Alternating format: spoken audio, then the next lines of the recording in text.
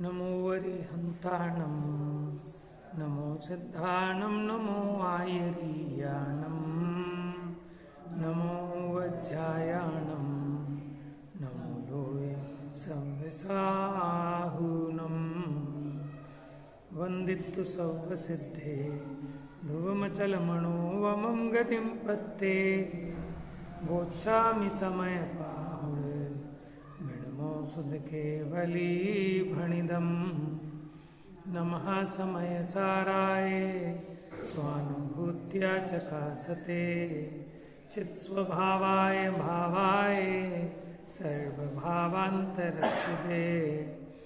निज स्वरूप को परमरस जामे भरो अपार वंदो परमानंदमय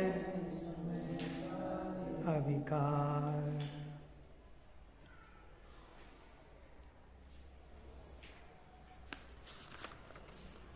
पेज नंबर 682 समय सार जी परमागम मोक्षाधिकार की 294 नंबर की गाथा चल रही थी कि आत्मा और बंध किस साधन के द्वारा अलग अलग किए जाते हैं। पेज नंबर 682 गाथा पढ़ेंगे। जीवो बंधो यतः छिज्जन्ति सल्लक्षणे हिणियेहिं पन्ना छेदनेन दु छिन्नाणात्मा छेदन करो जीव बंध का तुम नियत निज निज चिन्ह से प्रज्ञा छनी से छेदते दोनों पृथक हो जाए हैं। तो यहाँ कहा कि दोनों के अपने निश्चित चिन्ह हैं। चेतन का चिन्ह क्या है? चेतना। उसके द्रव्य गुण पर्याय सब चेतनमयी है। और जो बंध है माने रागादि हैं, उनका चिन्ह क्या है कि इष्ट अनिष्ट रूप कल्पना। तो ऐसे दोनों के लक्षण न्यारे न्यारे हैं और लक्षण के द्वारा उनको भिन्न करके वहां प्रज्ञा छेनी डालें। प्रज्ञा छेनी माने अपनी बुद्धि लगाएं तो दोनों भिन्न भिन्न भाषित होते हैं। तो इस प्रकार इन दोनों को अलग करना चाहिए। दोनों को अलग करने का मतलब ये है कि अपनी चीज को ग्रहण कर लेना चाहिए और जो अपना नहीं है उसको छोड़ देना चाहिए। अब देखो पेज नंबर 684 पर देखो, लास्ट जो पैराग्राफ चल रहा था ऊपर से सेकंड पैराग्राफ। अब बंध के स्वलक्षण के संबंध में कहते हैं। बंध का स्वलक्षण तो आत्मा से असाधारण ऐसे रागादि हैं। आत्मा से असाधारण माने भिन्न विशेष, ऐसे वो रागादि वो बंध का लक्षण है। अगर रागादि है तो बंध है, रागादि नहीं है तो बंध नहीं है। ये रागादिक आत्म द्रव्य के साथ साधारणता धारण करते हुए प्रतिभाषित नहीं होते, माने ऐसे नहीं दिखते। क्या कि आत्मा और ये बंध आत्मा और रागादि के एक हों ऐसे भाषित नहीं होते, क्योंकि वे सदा चैतन्य चमत्कार से भिन्न रूप प्रतिभाषित होते हैं। और जितना चैतन्य आत्मा की समस्त पर्यायों में व्याप्त होता हुआ प्रतिभाषित होता है उतने ही रागादिक प्रतिभाषित नहीं होते। माने चैतना तो अनादि अनंत है लेकिन रागादिक अनादि अनंत नहीं है, क्योंकि रागादि के बिना भी चैतन्य का आत्मलाभ संभव है। माने बिना राग के भी ये चैतन्य उपलब्ध होता है। और जो रागादि की चैतन्य के साथ ही उत्पत्ति होती है वह चैत्य चेतक भाव की अति निकटता के कारण ही है। देखो ऐसा लगता है ना कि दोनों साथ में उत्पन्न हुए, क्योंकि जिस समय आपने जाना माने राग को जाना उस समय राग भी उत्पन्न हुआ है और ज्ञान भी उत्पन्न हुआ है। तो ये जो दोनों एक साथ उत्पन्न होते भाषित होते हैं, ये चैत्य चेतक की अति निकटता के कारण, माने ज्ञेय ज्ञायक की अति निकटता के कारण। अब देखो, ज्ञेय भी दो तरह के हैं। एक तो जो अपने से एकम एक रूप हो रहे हैं, जैसे रागादिक, ठीक है, एकम एक रूप हो रहे हैं, माने वो कोई एक वस्तु नहीं बने, लेकिन आत्मा का ही वो क्षणिक अनित्य तादात्म रूप परिणाम है, उसके कोई प्रदेश अलग हुआ ऐसा नहीं है। इसलिए माने ज्ञेय तो हैं, लेकिन एक तो आत्मा में उत्पन्न होने वाले रागादिक ये ज्ञेय हैं, और एक आत्मा के संयोग में रहने वाली देह ये भी ज्ञेय है, और एक अपने क्षेत्रावगाही संबंध से बाहर ये जो संयोग हैं ये भी ज्ञेय हैं। तो ये तो रागादिक जहां आत्मा के प्रदेश हैं वहीं उत्पन्न हो रहे हैं और जानने में आ रहे हैं। तो कह रहे हैं कि चैत्य चेतक भाव की अति निकटता के कारण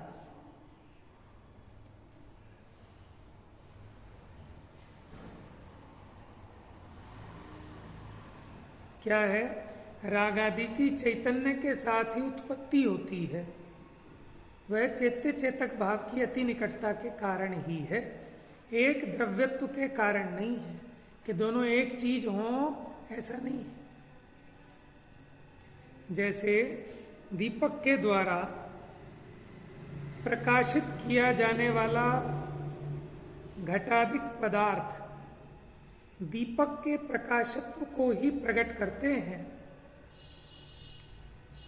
ये इंपॉर्टेंट बात थी, इसके लिए दोबारा से ले रहा हूं, कल भी लिया था। जैसे दीपक के द्वारा प्रकाशित किया जाने वाला घड़ा, वो घड़ा भी दीपक के प्रकाशत्व को प्रकट करता है, घटत्वादि को नहीं। इस प्रकार आत्मा के द्वारा चेतित होने वाले रागादिक माने ज्ञान में ज्ञेय रूप से ज्ञात होने वाले रागादि भाव आत्मा के चेतकत्व को ही प्रकट करते हैं, रागादिकत्व को नहीं। लेकिन दृष्टि की प्रधानता चाहिए ना। अज्ञानी तो उससे रागादि को प्रसिद्ध कर रहा है, लेकिन ज्ञानी वो रागादि को जानकर भी उससे अपनी चेतना को प्रसिद्ध करता है। कल उदाहरण दिया था ना कि भाई इसको सब कुछ तो दिख रहा है लेकिन प्रकाश नहीं दिख रहा, और एक व्यक्ति ऐसा है कि ये सब देखकर भी ये सब नहीं देखता, प्रकाश देखता है। तो ये मुख्य गुण की कला है। तो क्या करना है कि अगर ये रागादिक जानने में आ रहे हैं तो इस बात को सूचित कर रहे हैं कि यहाँ चेतना है, चैतन्य की प्रसिद्धि कर रहे हैं। ऐसा होने पर भी उन दोनों की अत्यंत निकटता के कारण भेद संभावना का अभाव होने से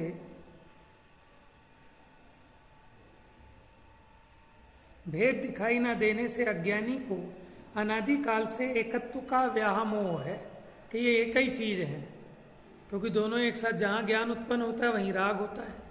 तो उसको अनादि से ऐसा लगता है कि यही एक रूप है, यही मेरा स्वरूप है।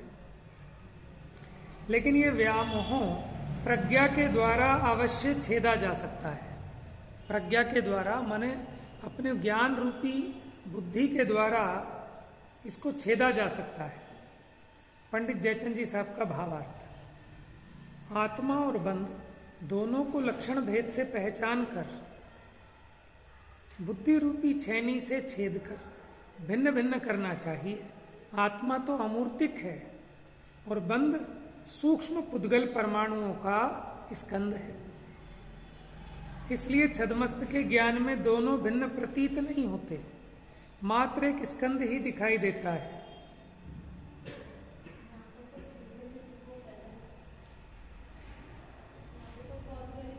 हाँ, एक कर्म को ले लिया इन्होंने, जयचंद जी साहब ने।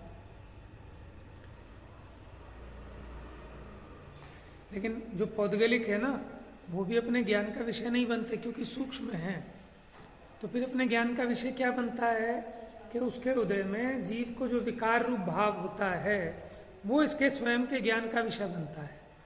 ठीक है ना।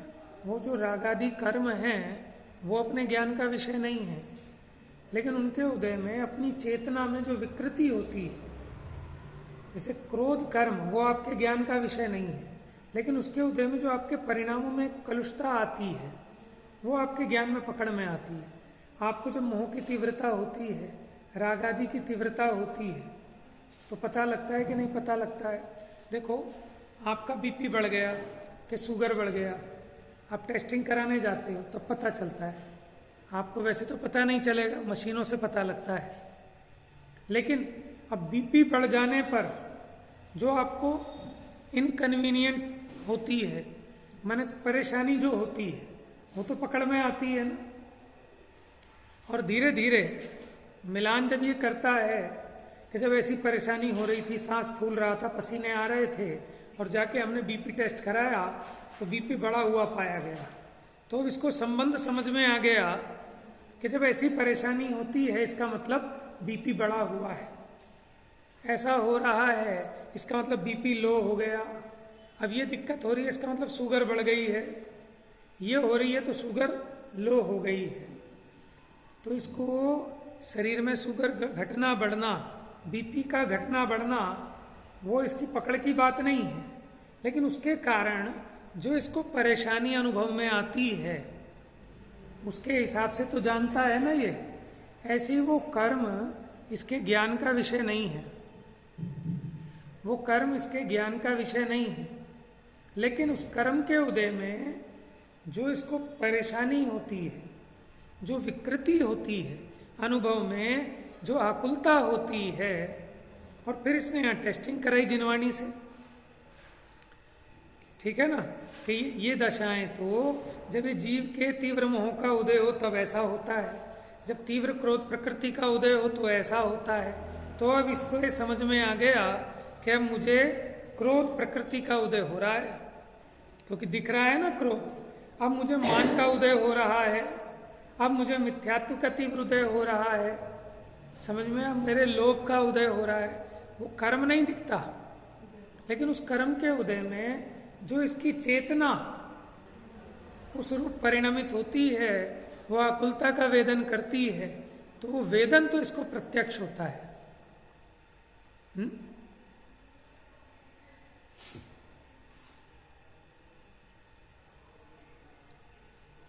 आत्मा तो अमूर्तिक है, तो आत्मा तो दिखाई नहीं देगा आपको, क्योंकि वो दिखने योग्य है नहीं। आप आंखों से देखना चाहो तो नहीं दिखेगा।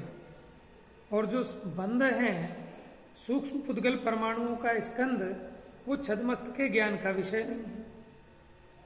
यानी छद्मस्त को ना तो ऐसे आत्मा दिख सकता आंखों से, आंखों से तो किसी को भी नहीं दिख सकता, क्योंकि उसमें ऐसा गुण ही नहीं है कि वो आंखों से देखा जा सके, वो तो अरूपी है।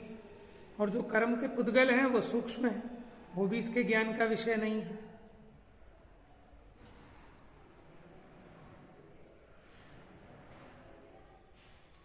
इसको तो बस वो उसका संवेदन होता है, जो चेतना विकार रूप परिणमित हुई, वो विकारी चेतना माने चेतन और विकार, इन दोनों का एक मिला हुआ स्वाद लेता है। लेकिन इन दोनों का भिन्न स्वाद इसने आज तक लिया नहीं।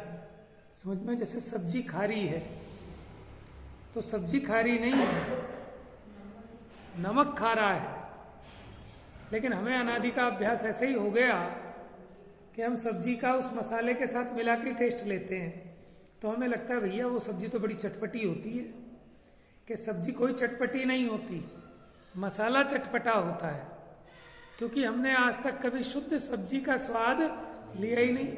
दाल का स्वाद ही नहीं पता किसी को, घिया का स्वाद ही नहीं पता, मसाले का स्वाद ले रहे हैं सब, उसके साथ मिश्र करके हैं।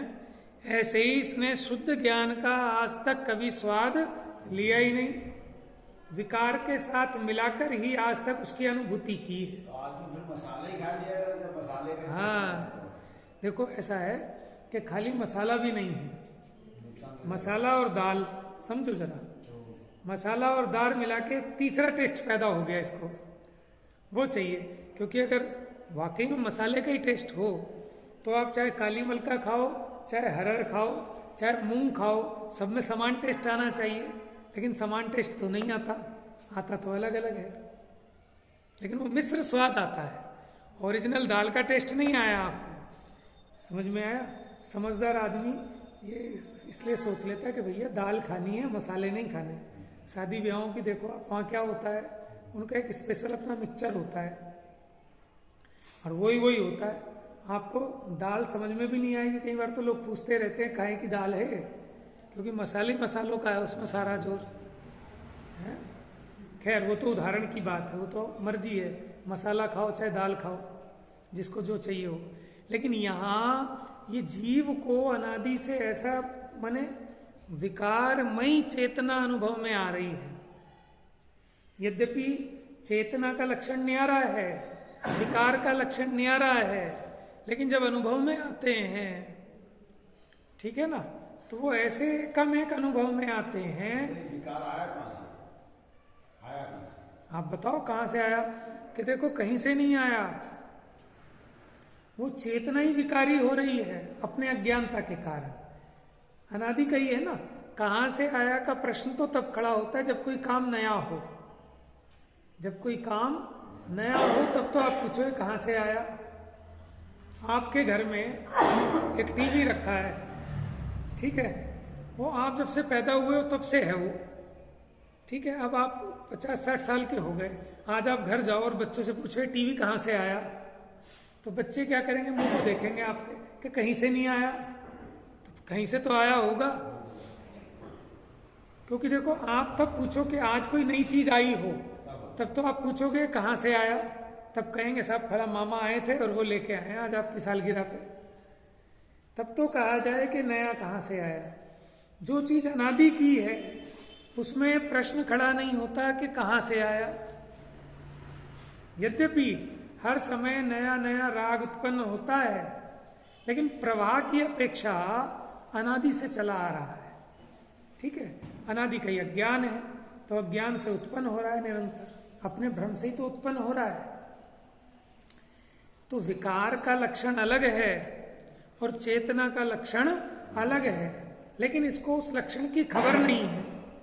अब खबर नहीं है तो ये दोनों को मिलाकर, जैसे सब्जी बड़ी चटपटी है, लेकिन इसको ये समझ नहीं आ रहा ये चटपटाहट, ये चरपराहट मिर्ची की है, खारापन नमक का है, समझ में, दाल का नहीं है। उसी प्रकार ये जीव को समझ में नहीं आ रहा, ये जो आकुलता है, ये जो विकार है, ये जो विभाव है, ये न्यारा है, ये बंध का स्वरूप है। चेतना का स्वरूप चैतन्यपना है, चेतन संवेदनपना है। ये इनको भिन्न भिन्न स्वाद नहीं ले पा रहा, इसलिए इसको ऐसा प्रतीति में आता है कि मैं ऐसा ही हूं, ये मेरा स्वरूप है। इसलिए कभी उसको अलग करके, उसका छेदन करके इसने आज तक शुद्ध आत्मा के रस को नहीं चखा। तो आचार्य देव प्रेरणा देते हैं कि एक बार तो शुद्ध आत्मा के रस को चखो, चख लिया तो फिर आपको पता चलेगा कि भाई आज तक तो ये चीज हमने खाई नहीं थी, हम तो मूर्ख थे।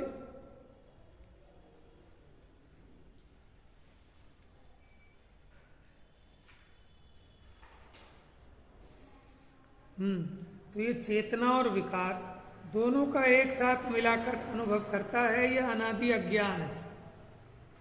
श्री गुरुओं का उपदेश प्राप्त करके उनके लक्षण भिन्न भिन्न अनुभव करके जानना चाहिए। कि कैसे पता लगेगा दोनों का लक्षण न्यारा न्यारा, कि श्री गुरु के उपदेश से फिर क्या करना, उनका लक्षण जानकर उनका भिन्न भिन्न अनुभव करके जानना कि चैतन्य मात्र तो आत्मा का लक्षण है, माने जितना जितना ये जानन स्वरूप है ये मेरा रूप है, ठीक है, ये मेरे ज्ञान का स्वभाव है। और रागादिक वो बंध का लक्षण है, तथापि वे मात्र ये ज्ञायक की अति निकटता से एक जैसे ही दिखाई देते हैं, क्योंकि जानने वाला भी वही और जानने में आने वाला वो राग भी वही उत्पन्न हो रहा है। तो ज्ञेय ज्ञायक की अति निकटता से वो एक रूप प्रतीति में आते हैं। इसलिए तीक्ष्ण, तीक्ष्ण माने होता है पैनी, बुद्धि रूपी छैनी को जो कि उन्हें भेद कर भिन्न करने का शस्त्र है। काय से अलग अलग करें? राग को और ज्ञान को, कि प्रज्ञा रूपी छेनी से, प्रज्ञा माने ज्ञान से, उसकी सूक्ष्म संधि को ढूंढकर, किसकी? आत्मा और बंध की सूक्ष्म संधि को ढूंढकर उसमें सावधान होकर पटकना चाहिए। सावधान माने जागृत होकर अपनी बुद्धि को लगाना चाहिए। उसके पढ़ते ही दोनों भिन्न भिन्न दिखाई देने लगते हैं। ज्ञानी को आता है अनुभव में, और ऐसा होने पर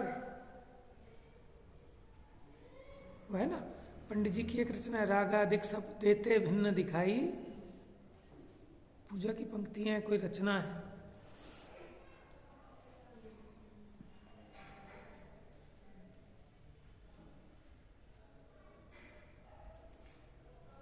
और ऐसा होने पर आत्मा को ज्ञान भाव में ही और बंध को अज्ञान भाव में रखना चाहिए। समझ में आया? माने जो दाल है, दाल में जो मसाला है वो दाल नहीं है। समझ में आया? ऐसे ज्ञान में जो राग का अनुभव कर रहे हैं वो राग ज्ञान नहीं है। समझ में आया? तो जो चेतना है वो ज्ञान को ज्ञान भाव में खतौनी करना, एंट्री करना, और रागादिक को अज्ञान भाव में रखना चाहिए। इस प्रकार दोनों को भिन्न करना चाहिए। जैसे मानो खांड है ना, खांड तो मैली खांड है, तो खांड मैली है कि मैल मैला है। अगर किसी को लगता है कि खांड ही ऐसी है, ऐसे रंग की है, काले रंग की है, तो फिर उसको साफ नहीं कर पाएगा। जिसको ये समझ में आ गया कि भैया खांड मैली नहीं होती, मल ही मैला होता है, माने इसमें मिट्टी है, गर्दा है, वो मैला है, तो वो क्या करता है कि फिर उसको अग्नि पे रखता है, पानी मिला के उसको पकाता है, और वो मैल को अलग हटा लेता है, और जो खांड है उसको शुद्ध प्राप्त कर लेता है। तो खांड शुद्ध थी कि शुद्ध की? तो शुद्धि थी, मिलने में लगा। हाँ, तो नहीं, लेकिन अशुद्ध हो गई ना मैल के मिलने से, तभी तो शुद्ध कर रहे हैं। अच्छा, अगर सर्वथा अशुद्ध होती तो भी शुद्ध नहीं हो सकती थी, और अगर सर्वथा शुद्ध ही थी तो फिर ये उपक्रम करने की भी जरूरत नहीं होती। तो कथनचित शुद्ध थी, कथनचित अशुद्ध थी, स्वरूप से तो शुद्ध ही थी, लेकिन संयोग से अशुद्ध हो रही थी। तो संयोग अलग किया तो उसका जो शुद्ध स्वरूप था वो प्रकट हो गया। यद्यपि उसमें रेत का कण अलग है, खांड का कण अलग है, शुद्ध तो है, लेकिन ऐसी खाने योग्य नहीं है। उसको भिन्न करो, भेदन करो, उसे मुक्त करो, तब वो खाने योग्य होगी। उसी प्रकार भले ही विकार अलग है, ज्ञान अलग है, लेकिन उस विकार को अलग करके उस शुद्ध आत्मा की प्रकट प्रसिद्धि तो करनी पड़ेगी। अब इसी अर्थ का कलश रूप काव्य कहते हैं। प्रज्ञा क्षेत्री शितेयम कथमपि निपुणै पातिता सावधानै सूक्ष्मेऽन्ता संधिबन्धे निपतति रभसादात्मकर्मो भयस्य आत्मानं मन्ता स्थिर विष दल सदाम्नि चैतन्य पूरे बंधम चा ज्ञान भावे नियमित मभितः कुर्वती भिन्न भिन्नो। आता पढ़ना है, इसे काम चला लेते हैं। हिंदी पढ़ के बताते हैं।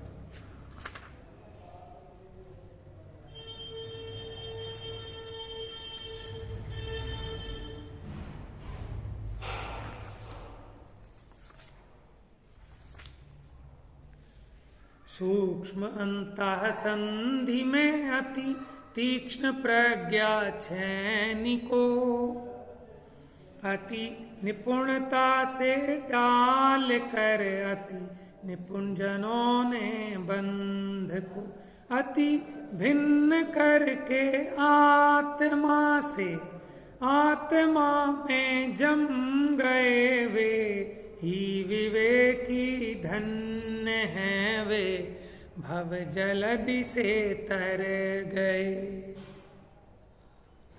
यह प्रज्ञा रूपी तीक्ष्ण छेनी प्रवीण पुरुषों के द्वारा किसी भी प्रकार से यत्न पूर्वक सावधानतया पटकने पर आत्मा और कर्म दोनों के सूक्ष्म अंतरंग संधि के बंध में शीघ्र पड़ती है। वो बुद्धि वहां लगती है जहां वो दिखाई देते हैं कि ये दोनों अलग अलग हैं। किस प्रकार पड़ती है? वह आत्मा को तो जिसका तेज अंतरंग में स्थिर और निर्मलतया दैदीप्यमान है। हाँ, क्या कह रहे हैं? आत्मा को कैसा है? आत्मा जिसका तेज प्रकाश अंतरंग में स्थिर और निर्मलतया दैदीप्यमान है। माने आज तक एक क्षण के लिए भी कितना ही क्रोध आया हो, कभी ऐसा नहीं हुआ कि मेरी चैतन्य प्रकाश की ज्योति भले ही मंद हुई हो लेकिन बंद आज तक नहीं हुई। यह अखंड दीपक है, अगर ये बुझ जाता तो सृष्टि समाप्त हो जाए, लेकिन यह अखंड दीपक आज तक बुझा नहीं है, है? ऐसे चैतन्य प्रवाह में मग्न करती हुई और बंद को अज्ञान भाव में नियत करती हुई कि जो बंद है वो अज्ञान भाव है, इस प्रकार आत्मा और बंद को सर्वथा भिन्न भिन्न करती हुई क्या हुआ? पड़ती है प्रज्ञा रूपी छेनी। यहाँ आत्मा और बंद को भिन्न भिन्न करने रूप कार्य। काम क्या है? हमारा टारगेट क्या है? आत्मा और बंद को भिन्न भिन्न करना है। कहाँ? ज्ञान में, क्योंकि ज्ञान में ये कर रखा है आपने। अब करे कौन इसको? ज्ञान में करना है, ज्ञान से करना है। ज्ञान में, ज्ञान से, साधन भी ज्ञान, आधार भी ज्ञान, माने षटकारक ज्ञान के ज्ञान में है। क्योंकि मैं ज्ञान में ही हूं, ज्ञान से बाहर मेरा कुछ नहीं है, मैं उससे बाहर कुछ नहीं कर सकता, उसके बाहर करने में कुछ भी मैं असमर्थ हूं। और ज्ञान में जब ज्ञान ही ज्ञान है तो करना भी क्या? बस समझने का खेल है सारा। ज्ञान में जो विपरीत निर्णय हो रहा है वो सम्यक हो जाए बस, तो कर्ता आत्मा है। अभी जिम्मेदारी किसकी है? माने इन दोनों को भिन्न करने का जो कार्य है, इसको भिन्न करने की जिम्मेदारी किसकी? मेरी, क्योंकि मैं ही तो एक मान रहा हूं उनको, उसे तो कोई मतलब ही नहीं है पुद्गल को। वहां करण के बिना कर्ता किसके द्वारा कार्य करेगा? भाई कोई ना कोई साधन भी तो चाहिए। काम करना है तो कोई शस्त्र दो, कोई साधन दो, तभी तो करेंगे। इसलिए करण भी आवश्यक है। करण माने साधन। निश्चय न ऐसे कर्ता से करण भिन्न नहीं होता, कि ऑटोमेटिक इनबिल्ट उसी में होता है। क्या निश्चय न ऐसे करण कर्ता से अलग नहीं होता?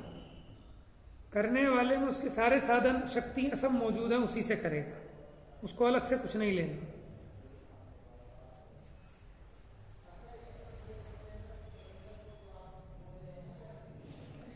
निश्चय न ऐसे कर्ता से करण भिन्न नहीं होता, इसलिए आत्मा से अभिन्न, क्या? आत्मा से अभिन्न माने एकम एक, ऐसी बुद्धि रूपी प्रज्ञा छेनी, ज्ञान रूपी, वो बुद्धि ही इस कार्य में करण है।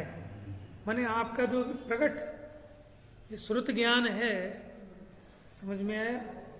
यही साधन है, इसके द्वारा ही आप इन दोनों का भेद जानोगे। कोई अलग से कुछ नहीं चाहिए, आप सब आप में है। आत्मा के अनादि बंध ज्ञानावरणादि कर्म है, उसका कार्य भाव बंध तो रागादिक है। जो अनादि के कर्म बंध है उसका कार्य क्या हुआ? कि भाव बंध यानी रागादि परिणाम, तथा नौ कर्म शरीरादिक है, ये भी कर्म का ही कार्य है। इसलिए बुद्धि के द्वारा आत्मा को शरीर से, ज्ञानावरणादिक द्रव्य कर्म से और रागादिक भाव कर्म से भिन्न कैसा, चैतन्य स्वभावी।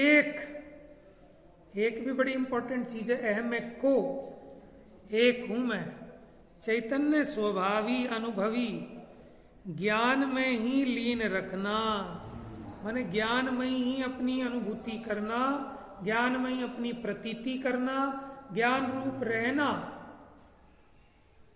यही बंध को दूर करना है बस।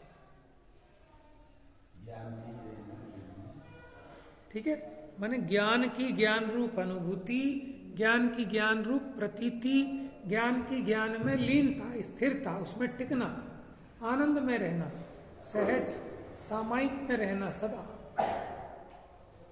स्थिर रहना। सो ये ही बंध को दूर करना है बस। अपने में नहीं टिक पा रही, यही बंध का लक्षण है। इसी से सर्व कर्मों का नाश होता है और सिद्ध पद की प्राप्ति होती है, ऐसा जानना चाहिए। जो अपनी पिछली गाथा चल रही थी 294 नंबर की, उसी की तात्पर्य वृत्ति टीका देखो। अब क्या करके आत्मा और बंध भिन्न होते हैं, इस प्रश्न के उत्तर में कहते हैं, जिस प्रकार जीव उसी प्रकार बंध, ये दोनों छेदे जाते हैं। माने इसको छेदना और उसको छेदना ऐसा नहीं, एक बार में दोनों छिद जाएंगे, एक तीर से दो निशाने हैं। पृथक किए जाते हैं किसके द्वारा? जैसे देखो आप दाल चुगते हो तो दाल भी चुगनी और कंकड़ भी चुगने हैं, लेकिन एक चुगने पे दूसरा अपने आप छट जाता है। तो ये दोनों छेदे जाते हैं, बंध और ज्ञान, किसके द्वारा? अपने लक्षण। इनमें लक्षण है, अपने अपने लक्षण से तो पहचान, तो ये कूड़ा है और ये दाल है। दुष्टन देहु निकार साधुन को रख लीजिए, रागादिक को हटाओ और ज्ञान आदिक को अपने में लो। प्रज्ञा छेनी रूपी एक लक्षण द्वारा या भेद ज्ञान द्वारा छिन्न अलग करते हुए वे आत्मा और बंध नानापने को प्राप्त होते हैं। इसका विचार इस प्रकार है, जीव का लक्षण शुद्ध चैतन्य है, बंध का लक्षण मिथ्यात्व रागादि है। समझ में? मिथ्यात्व रागादि जीव का लक्षण नहीं है, क्योंकि इसके बिना भी जीव पाए जाते हैं?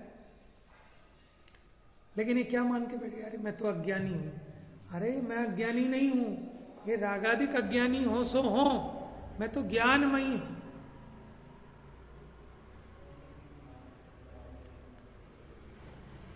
जीव का लक्षण शुद्ध चैतन्य है। देखो चैतन्य है वो शुद्ध ही है, वो तो रागादिक के कारण मलिन कहने में आता है। बंध का लक्षण मिथ्यात्व रागादि हैं, वे पृथक किए जाते हैं। किसके द्वारा? प्रज्ञा छैनी रूप साधन के द्वारा अलग अलग किए जाते हैं। शुद्धात्मानुभूति लक्षण वाले भेद ज्ञान रूप छुरी या छैनी से अलग किए जाते हैं और पृथक होते हुए वे नाना पने को प्राप्त होते हैं, भिन्न भिन्न पने को प्राप्त होते हैं। चला गया वो, बता दो इसको। मुकेश चला गया, बता दो। आत्मा और बंध द्विधा करके क्या करना चाहिए? अब आत्मा और बंध को हमने अलग अलग कर लिया, अब क्या करें? कि अब आनंद करो, अपनी चीज को पकड़ लो और उसका भोग करो, उसका विलास करो। बस हिंदी पढ़ते हैं, इसकी बाकी चर्चा कर लेंगे। छेदन होवे जीव बंध का, जह नियत निज निज चिन्ह से वह छोड़ना, इस बंध को जीव ग्रहण करना। अब क्या करना कि जब अलग अलग कर लिए कि जो मेरा नहीं है उसको छोड़ना। छोड़ना कैसे? कि अपनी चीज को पकड़ लेना, वो अपने आप छूट गई। मेरा स्वरूप क्या है? जो मेरा स्वरूप जाना, उसकी श्रद्धा, अनुभूति, प्रतीति, लीनता करना, इसी का नाम बंध का अभाव करना। यानी अपने शुद्ध चैतन्य का अनुभव, श्रद्धान और लीनता, इसी का नाम बंध को दूर करना है। शेष चर्चा कल करेंगे। जा वाणी के ज्ञान से सूझे लोकालोक, सो वाणी मस्तक नमो